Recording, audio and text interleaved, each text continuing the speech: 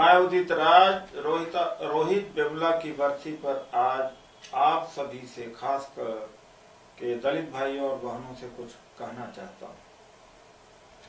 रोहित वेमुला सिर्फ एक नाम ही नहीं बल्कि हम दलितों पर होने वाले शारीरिक और मानसिक प्रताड़ना का एक उदाहरण बन गया है। वर्षों से सवर्ण वर्ग के लोगों में, ऊंची जाति के लोगों के दिमाग में हम दलितों के लिए जो नफरत रही है, रोहित वेमुला उस सोच, उस कंठा, उस नीचता का शिकार हुआ। रोहित की मौत का अलग अलग लोग अलग अलग कारण बताते हैं। उनमें से कुछ आरोप प्रत्यारोप लगाते हैं। राजनेता जाकर राजनीति खेल आते हैं, लेकिन उसकी मौत का असली कारण जानने में हम सब चूक गए। रोहित की मौत का जिम्मेदार किसी इंसान, किसी संस्था, किसी सोच से ज्यादा हम दलितों में मौजूद एकजुटता की कमी है। ये हम दलितों की ही कमी है कि हमने एकजुट होकर के अन्याय के खिलाफ कभी लड़ाई नहीं लड़ी। एक तरफ लोग हैं जो आरक्षण के लिए एकजुट हो जाते हैं। कंपनियों में लोग अपनी तनख्वाह बढ़ाने के लिए एकजुट हो जाते हैं। स्कूलों में बच्चे अपने साथी के लिए एकजुट हो जाते हैं। सड़क पर जानवर भी खुद पर होने वाले हमले से बचने के लिए एकजुट हो जाते हैं।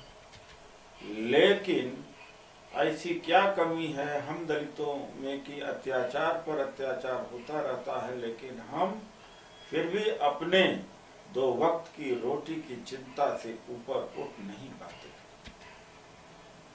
ऐसी क्या कमी है हम दलितों में कि एक दलित की मौत, एक दलित की आत्महत्या, एक दलित को जिंदा जला देने जैसी भयानक घटनाएं भी हमें विचलित नहीं कर पाती। क्या हम सच में इतने स्वार्थी हैं? आजादी के इतने दिन बीत गए, हम दलितों को वोट बैंक के रूप में ही देखा जाता रहा। हम भी चुनाव से पहले नेताओं की मीठी बातों में आकर उन पर भरोसा करते रहते हैं। आज भी दलित मैला ढोने पर मजबूर है। आज भी दलितों को बोलेंगे यूनिवर्सिटी में दाखिले के लिए दर दर भटकना पड़ता है।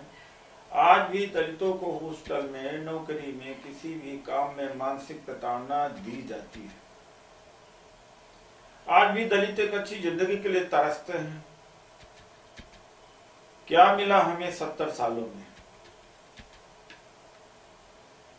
मुझे लगता है कि अब वक्त आ गया है कि जब दलित एकजुट हों। अब वक्त आ गया है कि हम जब सभी दलित एक दूसरे का हाथ पकड़े और एक साथ आगे बढ़े। अब वक्त आ गया है कि दलितों पर अत्याचार रुके। अब वक्त आ गया है कि हम अपनी कमजोरी को आने वाले ताकत में बदलें। आप सबसे अनुरोध है कि इस फोरम से जुड़ें और एकजुट हों। अपनी समस्याओं, अपनी मजबूरियों को यहाँ सबके सामने रखें।